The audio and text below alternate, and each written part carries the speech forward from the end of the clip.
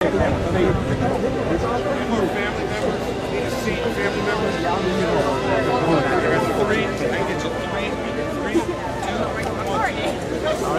one more.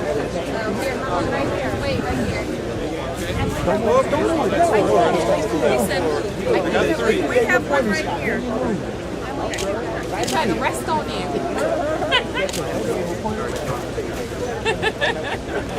As long as you think that he's working on his mind, She knows the show.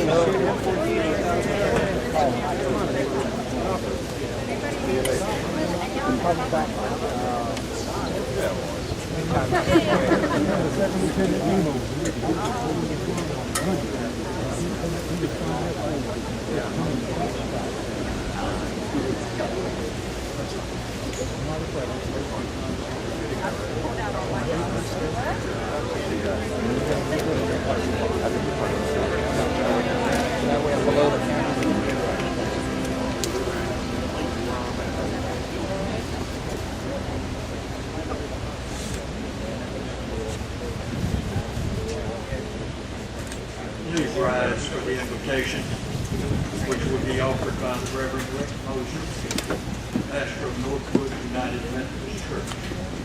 Also, please remain standing for the presentation of the vote in the national anthem. Let us pray. Oh God, we gather this day with profound gratitude for life, with a profound understanding that life can be removed from us quickly, and with a renewed determination to keep on living. We confess our faith of peace is often tested by others whose faith drives them to destroy themselves and others. And yet, O God, we continue to live as grateful people. Dedication and sacrifice for the opportunities to take tragedy and turn it into service. On a day 30 years ago that our country came of age, we give thanks that we continue to live, we continue to love, and we continue to move forward in faith and in faith. Amen.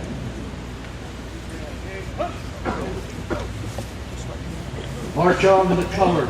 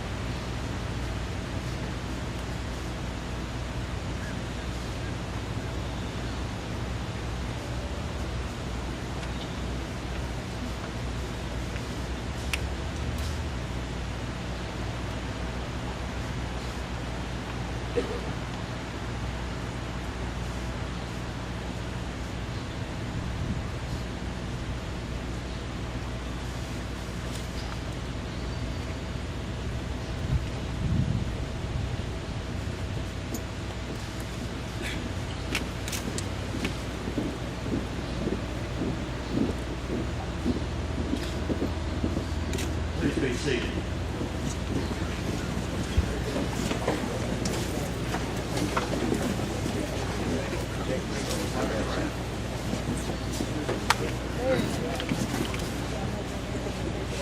On Sunday morning, October 23rd, 1983, 30 years ago today, a violent bombing took place at the headquarters building of the United States Peacekeeping Force in Beirut, Lebanon.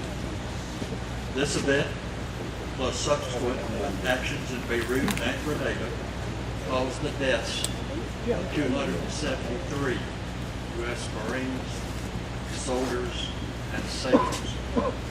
Most of these men were from Camp Lejeune and were the friends and neighbors of the citizens of Jacksonville in Onslow County. Almost simultaneously, another bomb detonated in another section of Beirut, killing 58 members of the French peacekeeping unit. This ceremony remembers the events of that day, honors those who lost their lives in the cause of peace. While today's observance focuses on those Americans who lost their lives, let us also honor those who were part of the French peacekeeping force with this moment of silence.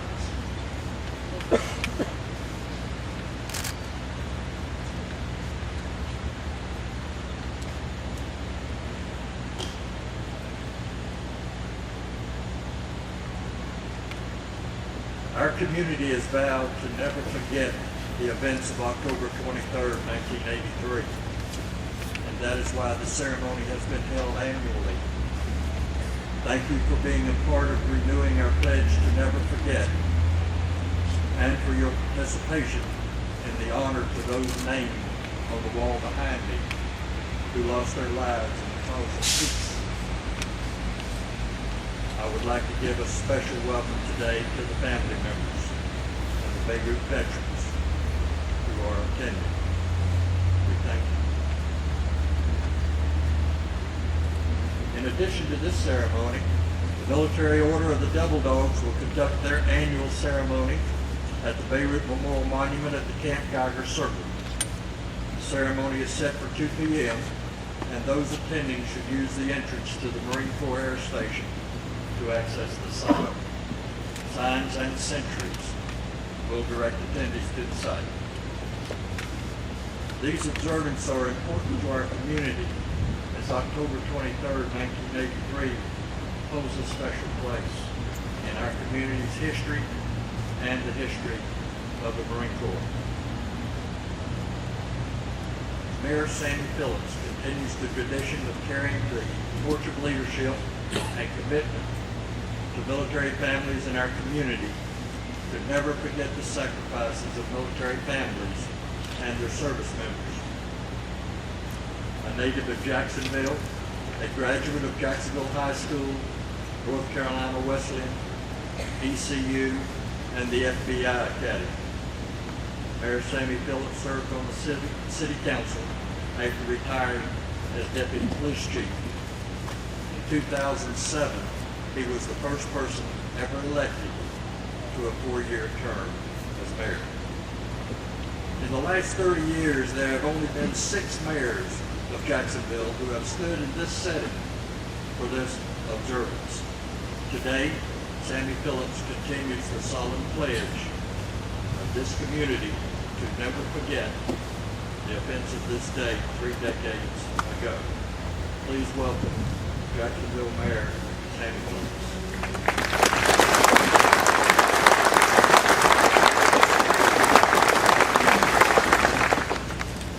On behalf of the caring community and my fellow council members who are present today, I welcome all of you to Jacksonville. I see a lot of familiar faces out here in the crowd today. I want to acknowledge all the members of our armed forces, especially, particularly our Marines and sailors, our community leaders, our veterans, our Beirut veterans, Roland Thunder, who's present before us today, and most important, the families of those who made the ultimate sacrifice. I welcome you all to this observance, and I am honored to renew the pledge of this community that we, as a community and a city, will never forget that tragic day of October 23rd, 1983. Our community is a changed place since the events of October 23rd, 1983. On that day, we mourned the loss of life. We grieved for the families and loved ones. We mourned for the unrealized potential of those lives that were lost. We mourned as a community, one community. We were overwhelmed by the extent of the grief. So many were lost, and that loss touched so many. So intertwined were we as a community that we all mourned together, both military and civilian. That mourning and our reliance of faith and community and compassion of others has been a common bond of remembrance since 1983. We have and we continue to offer our compassion, our thoughts, and our prayers to the families and loved ones whose names are on the wall behind me. We honor them with our ceremony and our remembrance. While we mourn this loss of life, we also honor their sacrifice by celebrating it. We celebrate that we have worked together as a community of both military and civilian members for a better place. And I don't think anyone can dispute this is a better place now because of that. We are a caring community as reflected in the city's seal. Caring is the spirit that caused this memorial to be built. This spirit of caring caused the creation of the Caring Community Committee and lives today to serve those who deploy and their loved ones they leave behind. Who would have known on this day 30 years ago that a teacher at Northwoods Middle School would join her students together to work to plant trees for each service member that died in that bomb. Who would have known that the students of Martha Warren's class would rally behind that effort, and that one of their students even marched off one of their cabbage patch dolls, one of their beloved cabbage patch dolls, in order to raise money to help buy the trees to plant in remembrance of these lost members that we love so much as part of our community. Who would have known that the effort was so successful that it led to the construction of this magnificent monument that's behind the mountain? And who would have known that the efforts of people like Abe Rosen, Doris Downs, Mike Elsey, Woody Myers, Ronnie Bauer, Bob Cordell, Wayne Morris, Jackie Honeycutt, among many others, would have led to the construction? And who would have known that the current board of Abe Rosen, Mike Elsey, Woody Myers, Ronnie Bauer, Wayne Morris, Jackie Honeycutt, and Fernando Schimmelbein now have the duty of the thoughtful preservation of this observance? Who would have known that these memorial trees would be such a demonstration of this community's resolve to remember the sacrifices of who live among us? Today I'm pleased to be part of the official announcement that the legacy of the trees, those trees that were planted, that started the effort that caused us to be standing at this spot on this day, will live on in a new Beirut Memorial Grove. At this time, I would like to call to the podium the retired Brigadier General who now leads the North Carolina Department of Transportation and who is a partner in this effort for the city to create this more enduring and striking remembrance. And I'd like to introduce to you this time General Anthony J. Cape.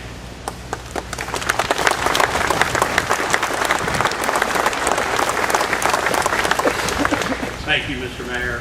I pulled up into the parking lot. The Marine said, give me your name and your position. I said, retired U.S. Army Brigadier General Tata, Secretary of Transportation. He said, so you're Army and you're responsible for this traffic jam. You let me in anyway. On behalf of Governor McCrory, I'm humbled and honored to be part of today's ceremony. And I'm privileged to partner with the City of Jacksonville, Camp Lejeune, the Marine Corps on this great effort. And I'd especially like to recognize all the family members of those who served and paid the ultimate sacrifice. As an Army paratrooper and commander, I led many troops into combat, and I know that solemn bond between commander, family member, and soldier, sailor, Marine, airman, Coast Guard. To do our very best to all come back home whole, healthy, and happy. But it doesn't always work out that way. And I understand the devastation of loss in combat to terror and peacekeeping missions. And for those personally impacted, I know it was especially difficult for you because your loved ones weren't there for war. They were there to keep the peace. And that's why you deserve to always have a memorial that stands tall and grows every year. Just as your Marines stood tall 30 years ago. At the North Carolina Department of Transportation, we're not just building new roads. We're connecting people to opportunities, and we're working on a base entrance project now that will improve access to Camp Lejeune, to make it easier for Marines and family members and DOD and Navy civilians to do the job they do. The same one the brave individuals were doing on this day, this very day, 30 years ago, protecting freedom and keeping the peace. As it became apparent that many of the original memorial trees planted in the 1980s would need to be moved as part of the project, we wanted to help ensure that the memory of those brave individuals and the efforts of the community members who worked so hard, as the mayor just mentioned, to make these trees possible would continue on. And I want to thank, in particular, the North Carolina Department of Transportation staff members, Roadside Environmental Engineer Team, Joe Chance in Division 3 Roadside Environmental Unit, and also Division 3 Engineer Karen Fussell, as well as the City and Beirut Memorial Advisory Board for their many efforts and partnership to make this project a reality. I want to thank the entire community for their support as well. It has been a true partnership on all levels, from selecting the site for the grove to identifying the type of tree to be planted. On the stage today are examples of the 273 beautiful autumn flowering cherry trees that will be planted in the grove with a border of double knockout roses and daylilies. These trees were selected in great part because they will bloom at this time each year as we gather to remember those who served and sacrificed. Also, the site selected for the location of the new grove, positioned between three of the city's most significant routes, US 17, NC 24, and Wilmington Highway, will help ensure that all who travel through this area will continue to remember the precious lives that were lost, and that their service remains at the very heart of this community. As a commander deploying with troops, I always took my promise to my soldiers and my families very seriously, as I know every Marine today, yesterday, and tomorrow does and do and will.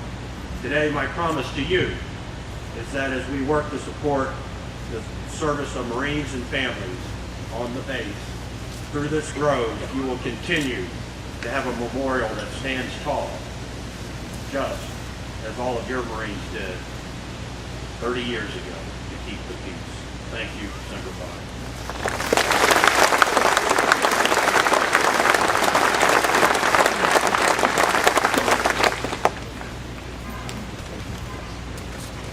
Thank you, Secretary. The City of Jacksonville is proud I want to personally thank the staff of both DOT and the city who worked very well together, very creative as far as making sure these tributes came to fruition. I want to thank the members of the Environmental and Appearance Advisory Committees of the City of Jacksonville, as well as the Beirut Memorial Advisory Board, who both helped reach the decision for this location, and then submitted it to the City Council for ultimate approval. While first the memorial lives now with other memorials that populate this beautiful setting, there will be more in the future. But I am proud that the new Freedom Fountain honors all those whose service to our country brought them through this community. The Freedom Fountain is yet another testament to this community's recognition and appreciation for the special duties so many among us perform each day. And this anniversary is why Jacksonville will never forget the service of those whose names are etched behind it. Jacksonville will never forget to remember. Jacksonville will never forget the debt that we owe to them for reminding us the importance of supportive civilian community for a grateful, brave, and deserving military community. And Jacksonville will never forget the lesson their passing taught us, that we are not two communities, but rather one, military and civilian, whose lives are intertwined like fabric. Today, while we mourn the loss of our military neighbors in 1983, we give them great tribute by celebrating the durable bond that has been created. It has withstood the years of testing. But each of us who assumed the mantle of elected office, and each honored leader of those various bases, must equally share the duty of caretaker for that bond and diligently work together to continue and strengthen it during our transitory tenure in leadership. Today we celebrate and we remember that the sacrifices these brave men gave for the advance of freedom also gave a lasting legacy of community bonding for the city of Jacksonville and our military neighbors. The spirit endures, and with it, our memories and compassion for the families. Our commitment to you is to continue that spirit today, tomorrow, and forever.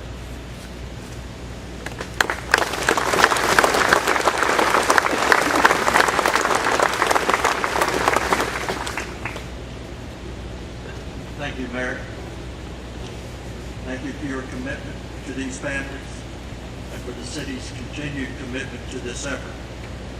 The Freedom Fountain, the new Beirut Memorial Grove, and the future of things to come at this site continues a permanent commitment to recognize how unique this community is. Our bases have had exceptional leadership over the years. The most recent holder of the flag of command is someone who has already made his mark, displaying outstanding leadership in reaching out to elected leaders of our community, inspiring his military charges with his own actions, and representing the proud lineage of his command. Ladies and gentlemen, the Commanding General of Marine Corps Installation East, Marine Corps Base Camp Lejeune, Brigadier General Robert F. Castelby.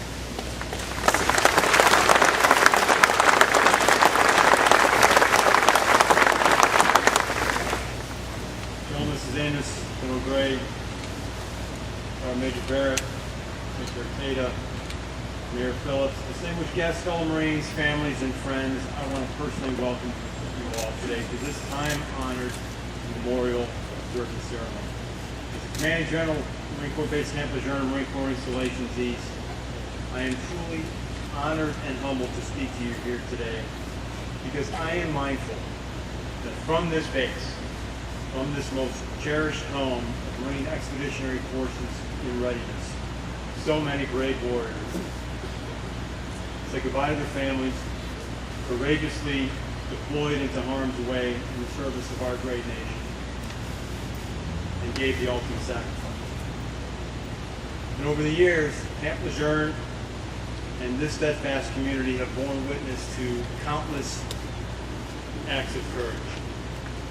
Together, we've grieved over tragic losses. We've closed ranks in support of those left behind. And together, we've continued to carry the torch of remembrance that they will never, ever be forgotten. Today in this ceremony, we do so again with great pride and honor. You know, indeed, October 23rd, 1983 is a date remembered by many across the nation. But nowhere else, and I mean nowhere else, is it more truly felt than it is right here. Much like this December 7th and September the 11th, the significance of October the 23rd is etched in our collective DNA. Many of us remember exactly where we were and what we were doing when we first heard the tragic news of the bombing and the mounting human toll began to trickle in.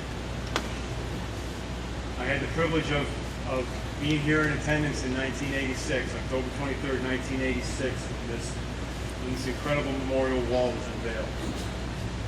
And I remember that day vividly, because on that day I was surrounded by so many who were so profoundly affected by the tremendous loss. And you know, if you served on Camp Lejeune or lived in the city of Jacksonville in the mid-1980s, at most there was about 1.5 degrees of separation between you and one of the fallen, or a comrade who had served with one of the fallen, someone who served in Beirut, or a family member. And there were connections at every turn. For me, that personal connection was First Lieutenant William Scott Summerhoff. And I had served as a pallbearer 3 years earlier at his funeral. Scotty was the XO of Company Executive Officer for Weapons Company 1A. He's a fellow alum from the University of Illinois and an example to so many young officers and officer candidates, myself included, who would follow him into the Corps. And for the family members and the Beirut veterans that are here today, that's one story. There are hundreds more for every Marine, every sailor, every soldier that was lost that day. They were fathers, they were husbands, they were brothers, they were friends. They'll always be missed, and they'll always be remembered. Well, about 30 years later, we still grieve over the events of that day. And we can take pride that as a community, we are more unified and more resolute than ever before. And it started with the bombing of that barracks on that day, on October 23rd, 1983, and further nurtured by the development of this memorial. Because that tragic event, it really became the foundation, the bedrock, for a relationship between Marines, families, and a community that only continued to grow stronger with every challenge and every conflict that we have faced since that day in 1983. And as I stand here today, I truly believe that our fallen would be proud.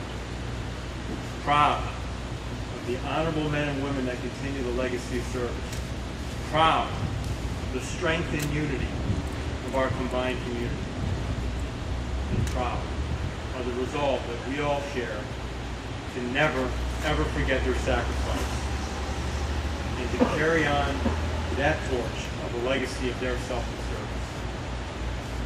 Thank you again for the opportunity to speak today. Semper Fidelis, and may God bless you all.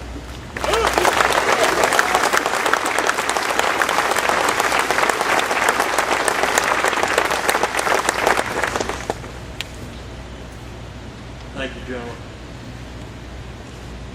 Serving as the commanding officer of the 24th Marine Amphibious Unit, Beirut, Lebanon, 30 years ago, was Colonel Tim Garrity. With duties to rescue the injured, care for the dead, Colonel Garrity also became the face of a debate about policy in place for the Beirut peacekeeping mission. Now retired after work with the CIA, special technology entities, and the author of a book and multiple articles, Colonel Garrity is fondly remembered for his compassion, concern, and love for the families of those lost in the blaze. I welcome Colonel Kim Garrity.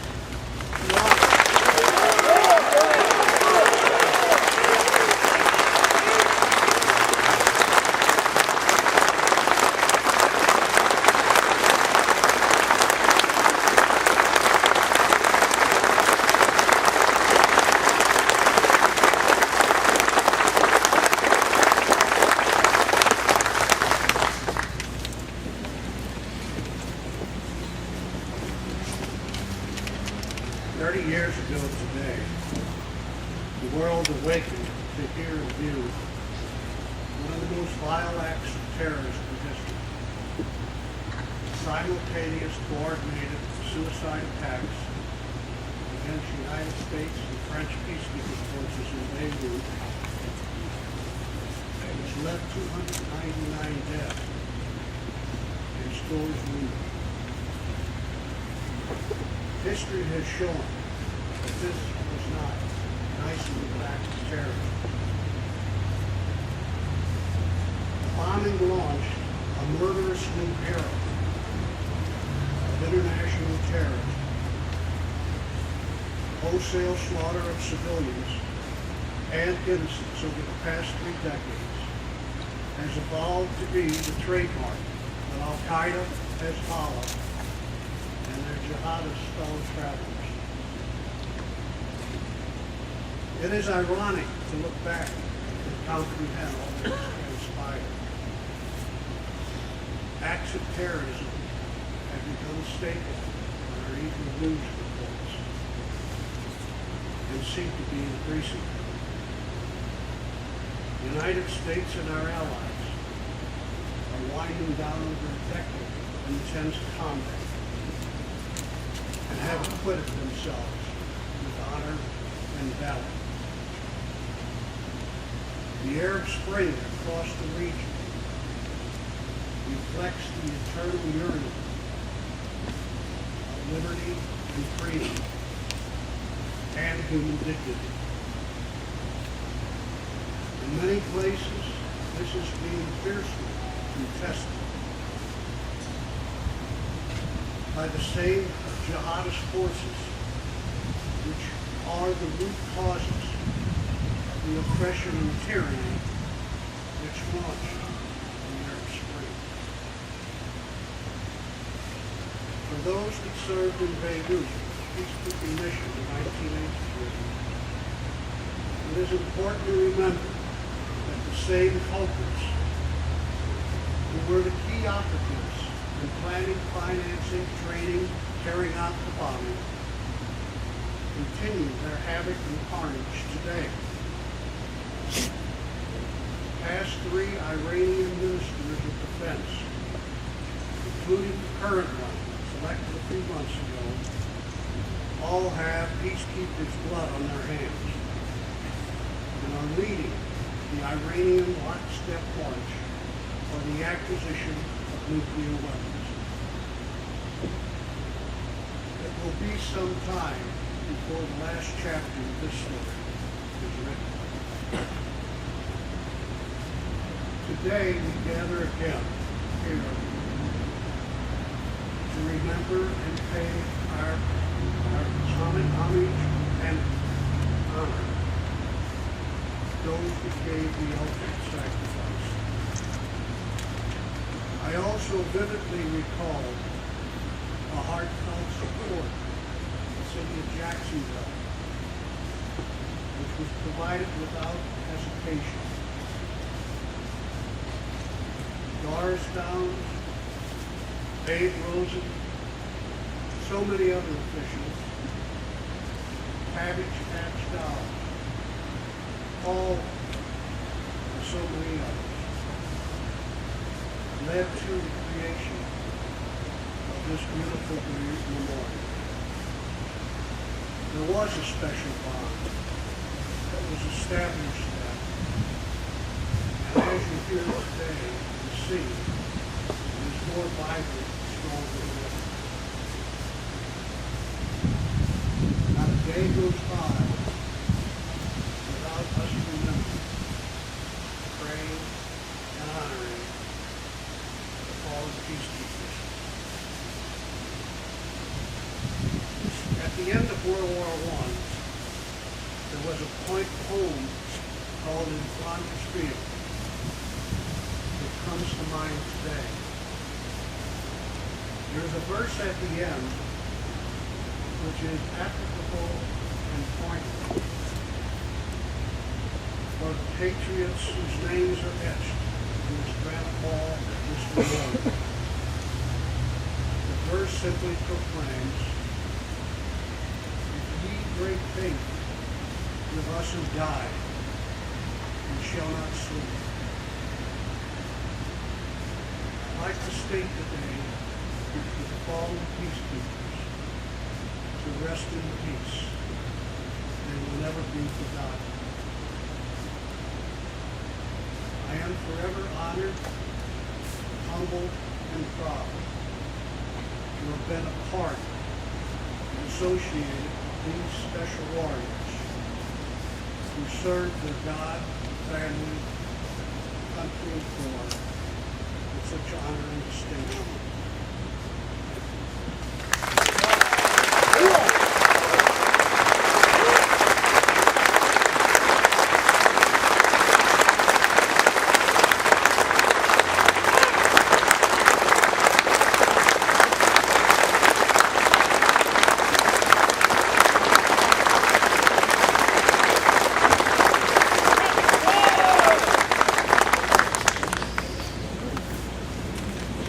Thank you, Colonel Garrity.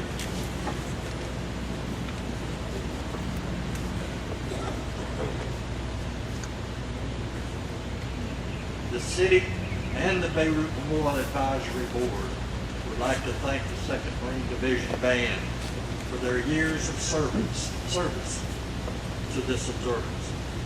Those who sit in those chairs today and those who have performed, led, and organized in any fashion now or in the past are appreciated for the dignity, consolation, and comfort they provide to this observance.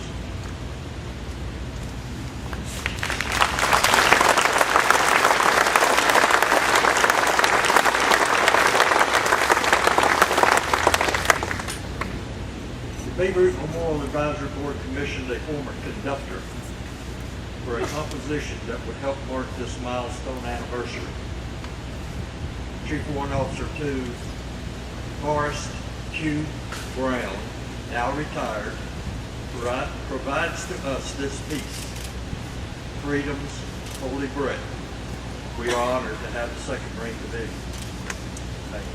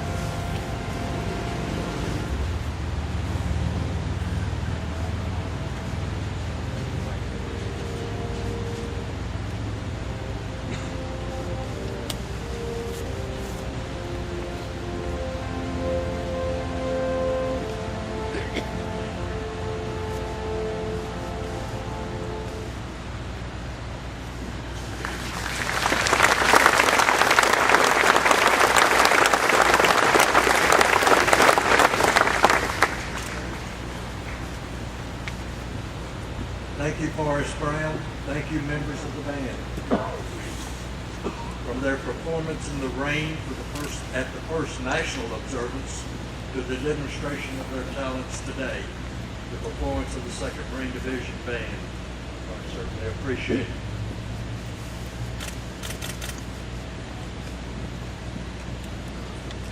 General James Amos, Commandant of the Marine Corps, is appreciated for his leadership he provides to today's Marine Corps.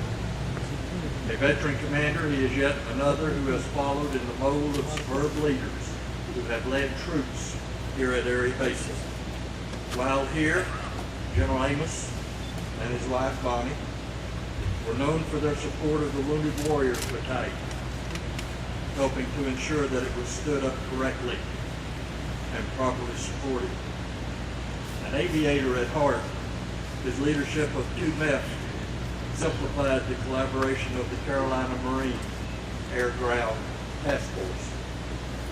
Respected for his role in the community while he was here, and now held in high regard for his leadership of the evolving Marine Corps, General James Amos honors us with the 30th anniversary Beirut Memorial Address.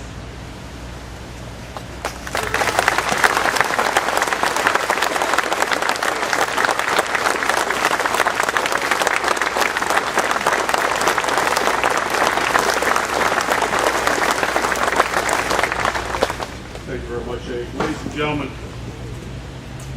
thank you for the honor of speaking here with you today as we remember the heroes of 1983. General Gray, my mentor, Mayor Phillips, other distinguished guests, and particularly the families of the Marines, the sailors, and the soldiers of Beirut. I have no expectations this morning that this morning's remembrance and honors ceremony is any less painful for you in 2013 than it was in 1983. Your fellow Marines and your fellow family members grieve with you. Despite the memories and the pain, thank you for being with us this morning. Ladies and gentlemen, each of you and I know full well why we have gathered here today. We understand the meaning of our gathering. For those of us that still wear this cloth, and for those of you that wore the cloth in the past, you understand that this is a heavy-hearted day for the nation, and especially for its Corps of Marines. Looking back in history, the early 1980s was a tumultuous time of conflicting powers. It indeed became the harbinger of much more difficult and challenging times yet to come. Tensions were high across the world as the Cold War raged on, and radicalism surfaced as a new threat to the stability in the Middle East. When conflict ripped at the peaceful coexistence in Lebanon, the United States, France, Italy, and Great Britain answered the call to assist. Marines set out to establish an environment which would permit the Lebanese armed forces to maintain security and stability throughout the Beirut area. The U.S. involvement in peacekeeping operations in Beirut for the next year and a half would redefine the world that we currently live in today. The Marines that served in Beirut as part of multinational peacekeeping force made a difference. They stood watch, patrolled chaotic streets to provide a blanket of safety and security and comfort to the citizens of Lebanon. They stood for freedom. But they also knew that their mission was not without risk. And then on October the 23rd, 1983, on a morning much like today, terror struck. At 6:22 a.m., extremists drove an explosive-laden truck into the Marine barracks, the likes of which had never been witnessed before. The massive explosion shook the ground of the entire Beirut International Airport, along with the souls of all the Marines throughout the world. 220 Marines, 18 sailors, when 3 soldiers were lost in the attack. 241 Marines and Americans and soldiers and sailors that volunteered to make a difference. They volunteered to serve their country. 241 that put the lives and the freedoms of others before their own. 241 of our nation's finest. We honor each of them here today with this ceremony. It's important to understand the significance of October the 23rd and to put it now in historical context. The attacks on the Marine barracks and the U.S. Embassy in Beirut a few months earlier really defined the beginning of what became known today as the War on Terror. The world we live in and what we knew of the future security environment changed forever that morning of October the 23rd. At the time, Bonnie and I were in Meridian, Mississippi. I was a young major and a flight instructor in advanced jet training. But like each of us, I remember the day well. My training and the training of the new pilots at the time was built around an eventual showdown with the former Soviet Union. This was a carryover from old thought, from history as we believed it would be written, and our understanding of traditional warfare in that day. That all changed in Beirut on October of 1983. The nation was not expecting this. It was a new kind of warfare. The threat of radical extremists being able to target military and civilian personnel with weapons of mass destruction for political, religious, and personal gains. It was a new way to attack the West. It was a cowardly attack on freedom. If you look back at the last 30 years, beginning in Beirut, extremists have attempted to destroy what makes this nation great by attacking America at home and abroad. On June 25th, 1996, terrorists detonated a truck bomb adjacent to an 8-story structure in Saudi Arabia housing U.S. Air Force personnel, killing 19 and wounding 498. They attacked our embassies in Kenya and Tanzania in 1998, killing over 220 people and wounding over 4,000.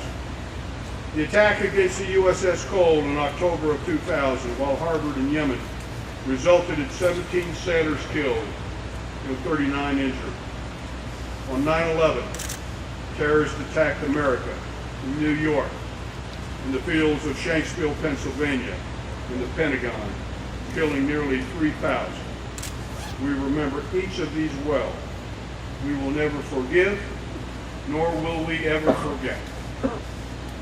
Just last year, gunmen attacked our embassy in Benghazi, killing 5, including our U.S. Ambassador, Ambassador Stevens. Not only are these world-changing events, but they are very personal to all of us here today. We have responded in places like Yemen, Somalia, Mali, Libya, Afghanistan, and Iraq. Across the globe where extremists have attempted to plot against our freedom and our democracy. They have tested our resolve as a nation. Those men who died 30 years ago today would be proud to know that we have never relented, we've never backed down, and we never will.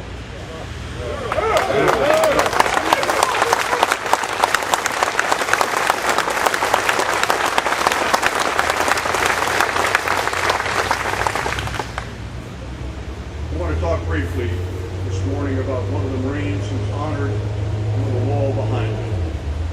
Sergeant Manuel Cox. We're honored to have some of his family here with us today. I'm told his wife Evie and his son Anthony. Sergeant Cox was born in Havana, Cuba in 1963. Came to the United States with his mother when he was 1 year old. His mother passed away due to cancer when Manuel was only 14 years old, and he fended for himself as an orphan until he turned 17. When he joined the United States Marine.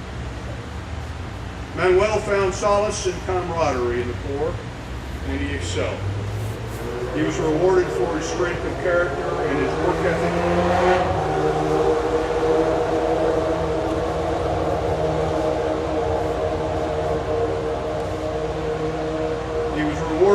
his strength of character and his work ethic with meritorious promotions to lance corporal, to corporal, to sergeant. He was an admired NCO by his peers and his juniors, reliable by his commanders, and a dedicated man to his family. In 1983, Sergeant Cox was a squad leader with Gulf Company, 2nd Battalion, 8th Marines. For those that remember, 2-8 was a designated battalion landing team for the 22nd Marine Amphibious Unit, who relieved the 24th Mao in Lebanon after the bombing in Paris. Sergeant Cox, along with 7 other members of his squad, manned Observation Post 76 on the west side of the Beirut International Airport, just over a month after terrorists struck our barracks. 2 days prior, Evie had given birth to their son Anthony. In a conversation with his company commander, Sergeant Cox was given the option to return home to take care of his newborn son. He handed the Marine captain a cigar and said, "Skipper, my wife and my baby are fine. My men are here. My duty is here." While standing guard on December the 4th, OP-76 came under intense enemy fire in a further attempt to exploit coalition losses in Beirut and to test the capabilities of the new U.S. forces, those new Marines that were on the ground in Beirut. The engagement lasted for well over 3 hours. Sergeant Cox and his squad were clearly outgunned. By all accounts, the fighting was ferocious. He called for adjusted artillery fire and mortars and gave fire commands to his gunners. As some put it, Sergeant Cox and his Marines fought like hell that night. Regretfully, Observation Post 76 was hit by indirect fire, taking the lives of Sergeant Manuel Cox and 7 more of our nation's finest.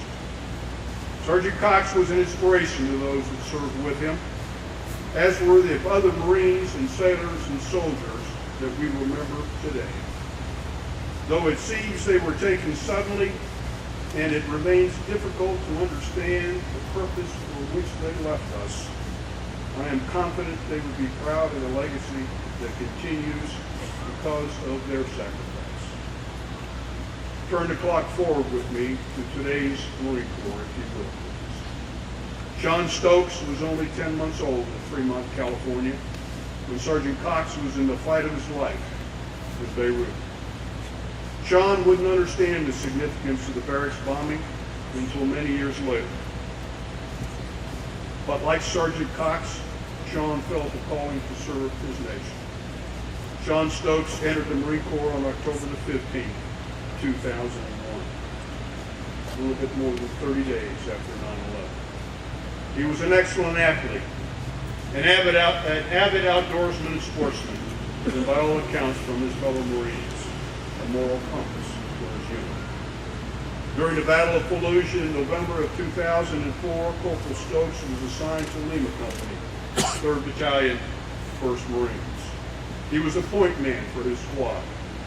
As fighting raged for days in house-to-house combat, Corporal Stokes never backed down and refused to leave his Marine brothers, even after having been wounded himself several times. He continuously advanced against heavily armed enemy positions, engaged in close quarters combat, and selflessly protected his fellow Marines rather than himself when members of his squad came under intense enemy fire. Stokes walked point each day of the battle. He was the first Marine down every street, in every house, in every room, hundreds of rooms. He was the first Marine to be attacked by the enemy and the first to report the situation to his squad leader. Bullets, grenades, rockets, and roadside bombs were around every corner. His bravery and composure in the harshest of conditions were an inspiration to all that served with him. He was what we call a legend. Even though Sean didn't want recognition, he was awarded the Silver Star for his actions in Fallujah in 2004. Sean was killed in Anbar Province 45 days into his 3rd combat tour. Investigating an area of possible roadside bombs, Sean again took point. and he died due to an improvised explosive device, and no doubt by doing so saved the lives of countless other employees. Ladies and gentlemen, as you can see, one thing that is consistent since that fateful day in Beirut 30 years ago, the character and the courage of the U.S. Marines has not wavered, and it never will. As we sit here today, our Marines remain forward deployed. 3 Marine Expeditionary Units are staged around the globe today, the 26th, the 13th, and the 31st. Marines continue to train security forces, deny terrorists safe havens throughout all of Afghanistan. Marines are deployed with special purpose Marine air-ground task forces to respond to crises in Africa and throughout the Levant. Our Marines are as strong as ever, ready to respond, ready to answer our nation's clarion call. Ladies and gentlemen, family members, Bonnie and I are honored to be a part of this ceremony today. We've looked forward to being here with you for months. It's our honor to be in your presence today. God bless you. Thank you to the City of Jacksonville for your great fidelity towards its Marines and our family members, and for the leadership of this great MEP in this space. Ladies and gentlemen, God bless the United States of America. Semper Fidelis.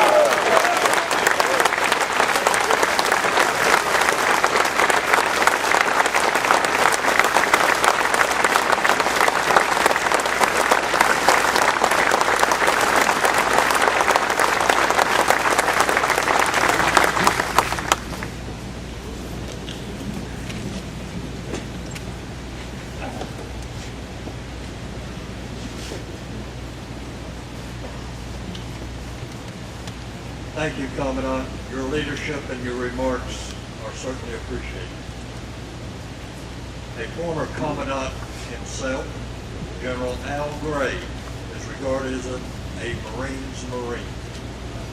Known for his compassion and concern for the Marines and sailors, this former Commandant always seemed more comfortable amongst the talking of Marines, sailors, and civilian Marines than in some of his other duties. General Gray's leadership was strong, firm, and purposeful. On this date 30 years ago, General Gray was the commander of the 2nd Marine Division. On the afternoon of this day, he stood in front of a horde of reporters and on live television and radio gave the status of the injured, the care for the dead, and offered the compassions of the Marine Corps for the families. Beloved in this community, well respected within the Corps, General Gray returns to this consecrated space to reflect, share General Alfred M. Gray.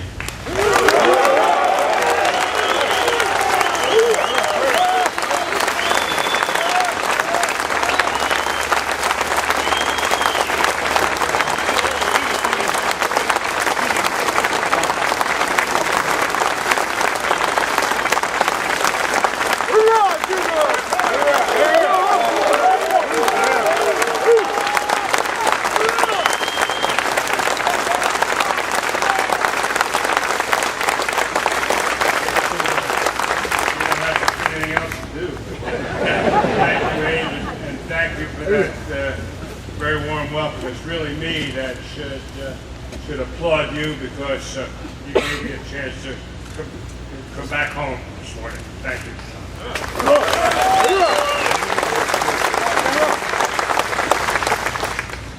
I want to add my thanks to the Beirut committees and to all the people, not only here but throughout this great community, for what they've done to remember us for all time. And particularly, my thoughts are about Doris Downs today as well, and what she did, and the good Lord is with her, but thank you all.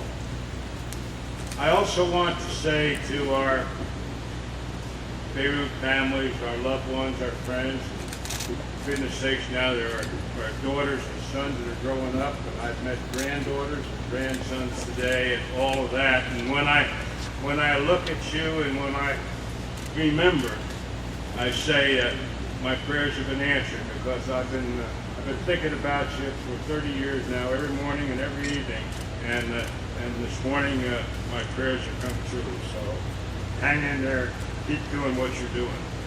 I also want to say to all here that the warriors did not die in vain, and we must remember that, and we must keep that uppermost in our minds. For example, after the Beirut bombing, for the first time, the United States of America recognized that terrorism is a form of warfare, and we got to get on with it. For the first time, we established a counterterrorism center in Washington with all the services under the auspices of the Central Intelligence Agency, and began to get serious about what this was really all about. The brilliant performance of all of the armed services, all the men and women, and particularly in our nation's Corps of Marines, our young men and women have not deployed from anywhere in the United States or in Okinawa, wherever they may be, have not deployed once since the 23rd of October 1983 without remembering their fallen heroes, their warriors, and remembering their families. And that performance, their performance everywhere, whether it's Afghanistan, Iraq, the Horn of Africa, the Philippines, you name it, has been nothing but superb. And so the legacy lives on. The legacy lives on.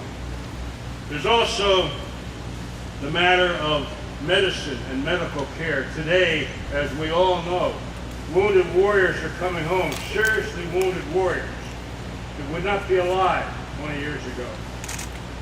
After the Beirut bombing, spurred on by the Air Force and the hospitals in Germany, they got with it. They said, we got to do something about military medicine. We got to do something about Air Force, Navy, and Army medicine. We got to get with it. We got to learn how to treat mass casualties. We got to learn how to really get serious about this. We got to learn how to treat them en route in airplanes. We got to learn to have forward medical care, forward surgery. We got to learn how to save lives without all the tools that you have in a remote hospital. And they did all of that, and finally they said, we got to get the American services, the Army, the Navy, and the Air Force with it, and work together. And that's why, my friends, today you see many more wounded warriors alive with a chance to get on with their lives. Numbers-wise, about really now, my last, and I quoted this figure in Boston this weekend. I was at the Boston Beirut Memorial Service as well, and I quoted the figure of 5,000 plus because that was in 2010. I've done my homework over the weekend, and over 7,000 American warriors are alive today because of the medicine and the procurement and all of that has happened since the Beirut bombing. For those of you who like to gather the statistics, 20-some years ago, 17% of those people would have been dead. Today, it's only 7%, so a better than 10% group. So that's another part of the legacy that we don't think about much, and you don't hear about very often. You know, we took casualties from 36 states, plus the District of Columbia, and the one corpsman from the Republic of the Philippines. So it really touched our country to the whole. And yet we haven't looked back. And the one thing that we did on the 4th of November, on that rainy day when we had the memorial service, and many of you were with us together, when we had that memorial service at Camp Lejeune, where the President of the United States and Mrs. Reagan, with several senators and congressmen, with our then Commandant General P.X. Kelly, who, by the way, sends you all his very best. Paul's having a little bit of medical problems these days, but he's with you in spirit. And he told both Jim and I both the other night, make damn sure that you tell him that I'm thinking about him. But anyway, we said at that memorial service, we said that you'll never be forgotten. And thanks to the great city of Jacksonville, you've made it happen.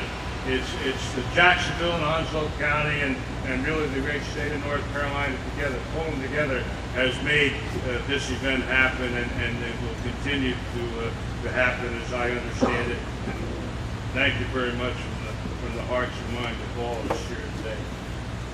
I could go on and on and on, but it's already been pretty long, and you've already been here for a long time. Many of you have been here since 6 o'clock this morning, and it's great to see you. So my message, as always, is take care of yourselves, take care of each other. God bless you. God bless America.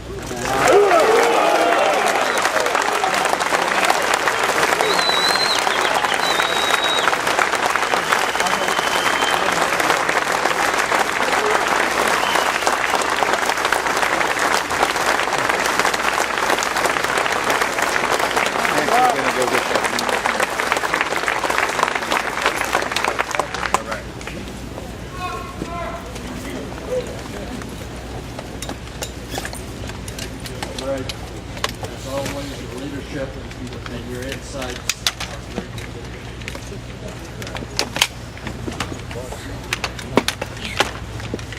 Music can console, inspire, and help us feel a common bond. Eric Horner has a common bond with the families who lost loved ones 30 years ago. He composed They Came in Peace, sharing that common bond. A performer, a man of faith, a minister of music, a family member, and someone dedicated to preserving the memory of Eric Horton.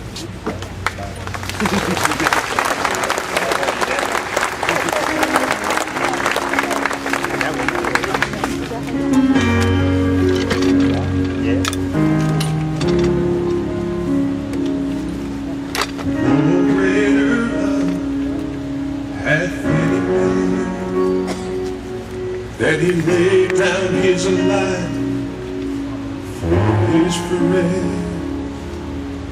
America's been blessed throughout our history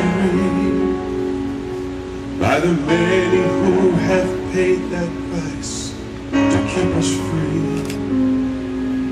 Some died on the battlefield when our nation was at war.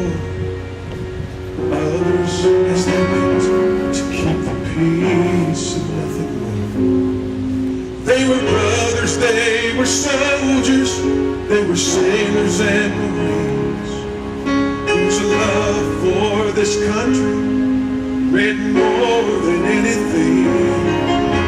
The sacrifice of service sometimes requires more. They came in peace, and now they walk on peaceful shores.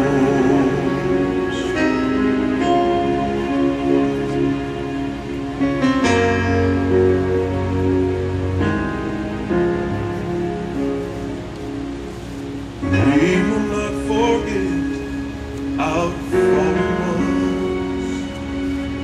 The tragedy that took them can't be undone. But we make this solemn vow to their memory, to immortalize the lives given for liberty. And though our broken hearts will never be the same, with pride we remember how they served in freedom's name.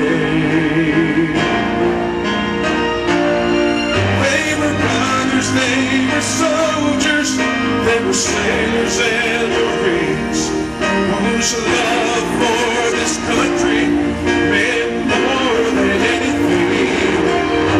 The sacrifice of service sometimes requires more. They came in peace, and now they walk on peaceful shores. The sacrifice of service sometimes requires more.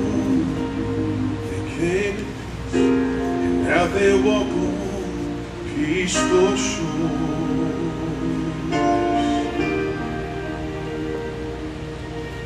First duty always remember.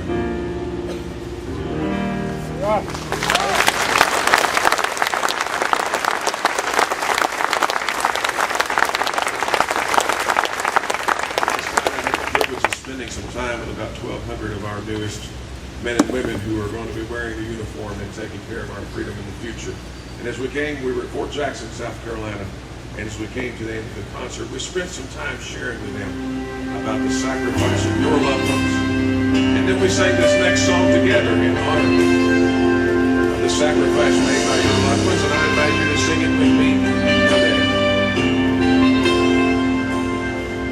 If tomorrow all the things were gone, I'd work full all my life, and I had to start again with just my children and my wife. I thank my lucky stars to be living here today, 'cause our flag still stands for freedom, and they can't take that away.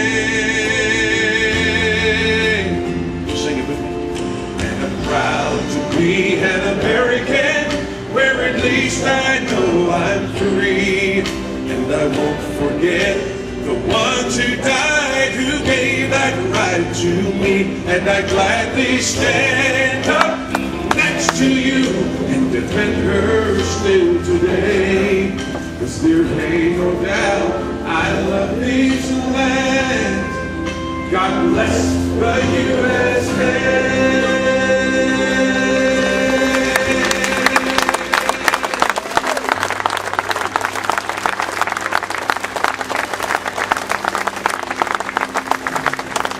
From the shores of Carolina to the hills of Tennessee, across the plains of Texas, from sea to shining sea, from Detroit down to Houston and New York to LA. Well, there's pride in every American heart, and it's time we stand there and say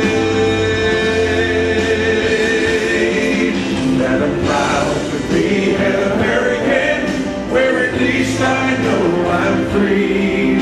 And I won't forget the ones who died, who gave that right to me.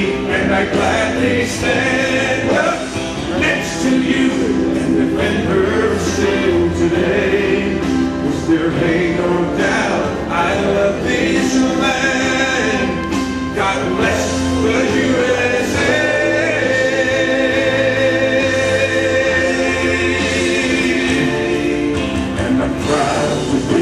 American, where at least I know I'm free. And I won't forget the ones who died, who gave that right to me. And I gladly stand up next to you and defend her still today. 'Cause there ain't no doubt I love this land. God bless the U.S.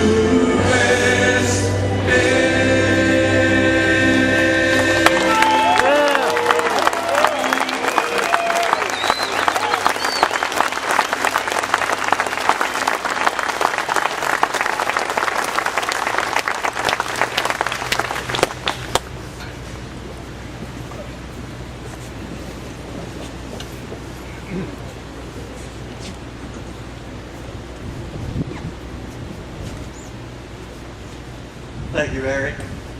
We appreciate the honor of your visit and the sacrifice you and your wife have made to be here and to support this observance over the years.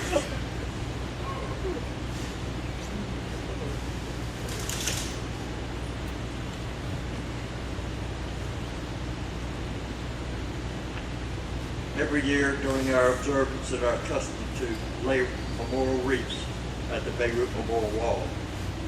Doing so today symbolizes this community's lasting memory and appreciation for those who have passed, as well as our enduring appreciation for their families and loved ones. The first wreath presented today is to honor the unique connection of our military and civilian communities. Jacksonville Mayor Sammy Phillips, and the Commandant, General James F. Amos, will present this wreath on behalf of our caring community. We are honored to have representatives of 1st Battalion, 8th Marines, the 8th Marine Regiment Commanding Officer, Colonel Kenneth N. DeTrue, and 8th Marine Regiment Sergeant Major George O. Rabidow III, as well as Colonel Tim Garrity, will present the second wreath in honor of those who lost their lives in Beirut and Grenada, many of whom were members of this celebrated unit. Brigadier General Robert F. Castelby, Commanding General Marine Corps Installation East and Marine Corps Base Camp Lejeune, and Colonel Timothy M. Salmon, Commanding Officer, Marine Corps Air Station, New River, are to present the third wreath, honoring the memory of our local Marines and sailors who have been killed in accidents while training for our defense. Let us also remember the 58 French peacekeepers who died on this day 30 years ago. Please rise for these honors.